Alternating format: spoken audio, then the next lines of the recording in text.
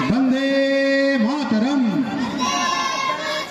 वंदे मातरम वंदे मातरम वंदे मातरम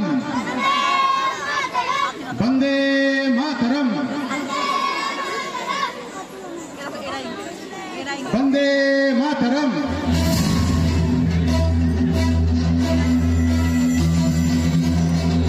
हमारे ऑफिसे ইনফরমেশন এসেছে রতনপুর গ্রামে বিপ্লবীরা খাড়া দিয়েছে।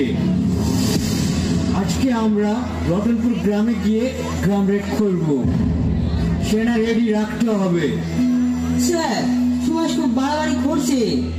শুনলাম আজাদ হিন্দ ফোর্স গঠন করছে ও আমাদের বিরুদ্ধে যুদ্ধের প্ল্যানিং করছে এবং গ্রামবাসীদেরকেও ট্রেনিং দিচ্ছে আমাদের বিরুদ্ধে যুদ্ধ করার জন্য।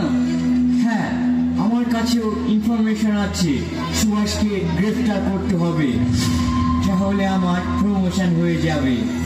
আজকে আমরা গ্রামের প্রত্যেকটা বাড়িতে রেড করব। স্যার